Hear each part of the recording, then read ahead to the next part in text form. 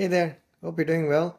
In this video, we're going to take a look at a feature, one feature. It's called relations, and I'm going to show you a little bit about that feature, the actual functionality as we've implemented it on our project management platform.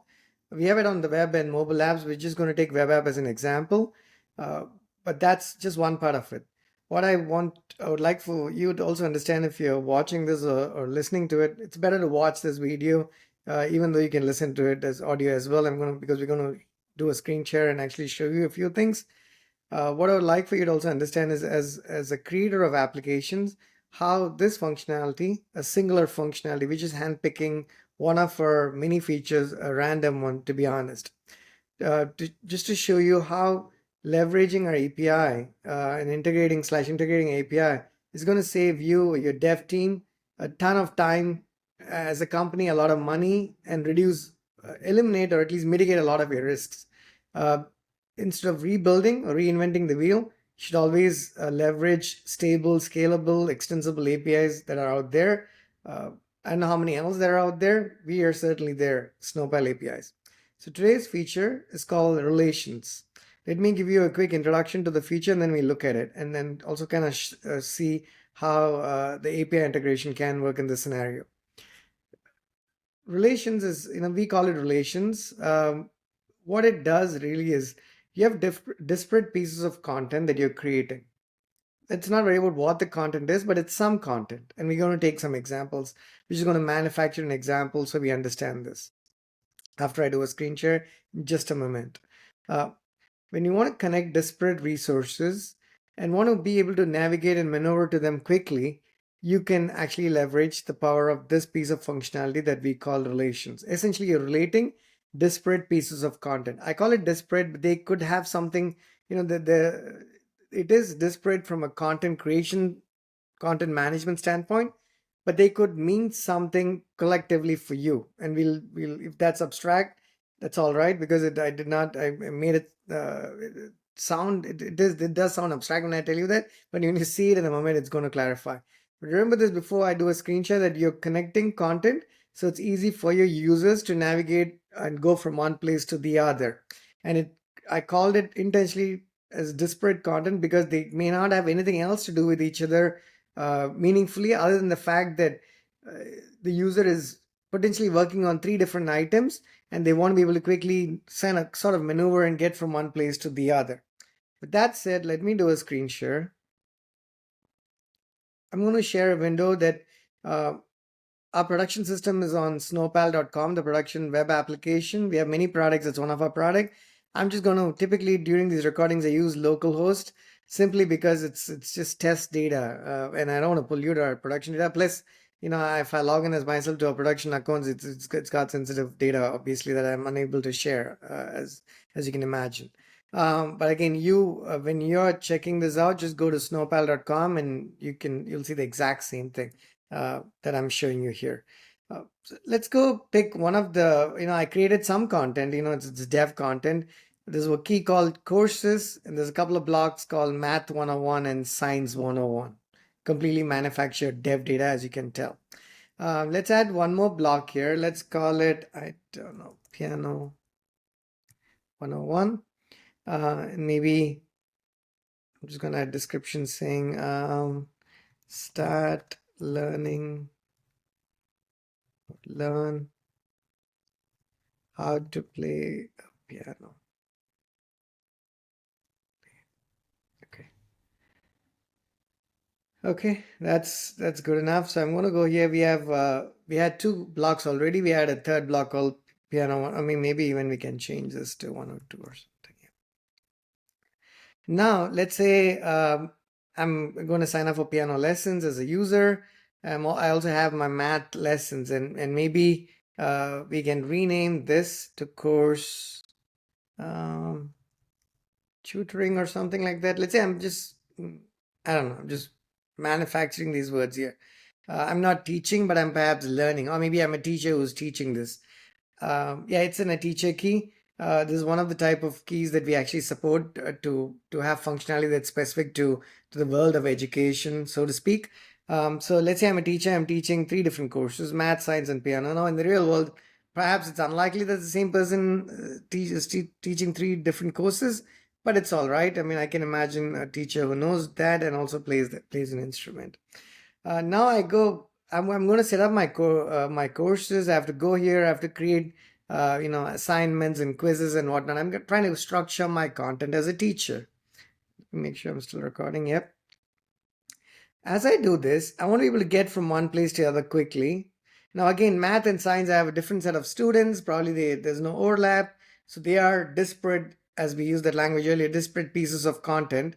But now as a teacher who's starting the semester, I might say, hey, I'm going to be teaching three different courses or tutoring three different courses. Course tutoring probably is better language, not courses tutoring. Not that it matters for what I'm going to say here, but I just noticed and it seems to bother me. Okay. Now we go back here. So I'm going to be like, okay, I'm going to spend the next day or so trying to structure this content, add assignments, create my handouts and all that kind of stuff. So I'm going to be working on them together at the same time, more or less. So I want to actually, when I'm here, I want to be able to get to the other two courses. Now you could say that happens to be in the same sort of structure. So maybe that level of navigation and maneuverability is perhaps useful, but not absolutely necessary, because it's still easy enough to get from one to the other by coming here. So I'm going to make this a little bit more. Let me create another teacher key called music tutoring. Then we go into course tutoring. We actually want to move this. Let's move piano from where it is right now to actually music. Move it there. So we have two different keys here, course and music tutoring, and then under music, perhaps let's add one more, guitar 304. This is an advanced guitar class that I'm teaching. Okay, now if I go to the main page, the key listing page, and then if I go to course tutoring, I'm like, okay, let me connect math 101. Let me go to math 101. I'm going to hit relation here. I'm going to say it's already connected to science, as you can see, but I also want to connect it to guitar, and maybe also want to connect it to piano, because I'm going to be working on these three at the same time. So I did that. Now I come back the next day, I log out, I come back in, I go to music tutoring, I go to blocks, I go to piano 102, and I'm like, okay, I'm making some changes, blah, blah, blah. Maybe add a comment here. Do not forget to add a collaborator or something of that nature. Okay, and then I'm like, okay, now I want to be able to go to the other courses that I'm currently working on. I go to relations here. I see that math 101 is actually connected to piano 101. So I can go navigate and find myself there. So essentially I was here. Hang on. Yep, I was here. So this takes me to the system key. So if I go back and I go to math and I go to relations. So math is connected to science, guitar, and piano.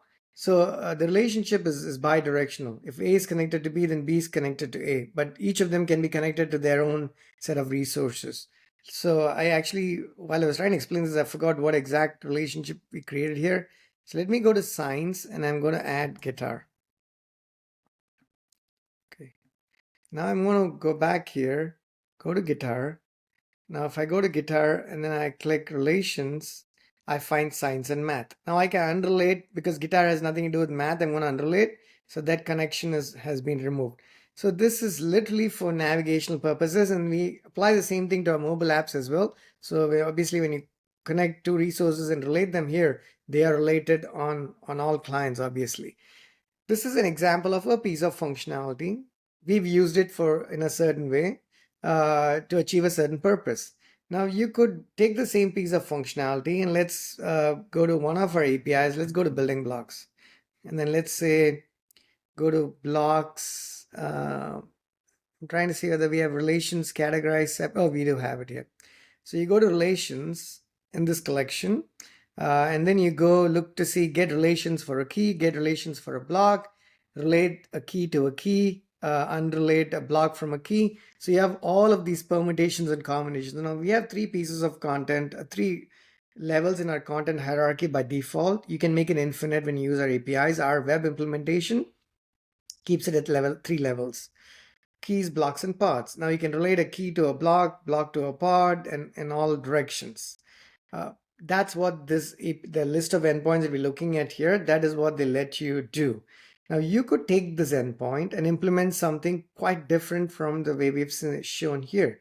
You could take relations and depending on your use case, whether you're building software for the fintech industry or for the pharmaceutical industry or for, I don't know, the education industry or some other industry, you could actually take this and see what you want to be able to connect or relate and then use it that way.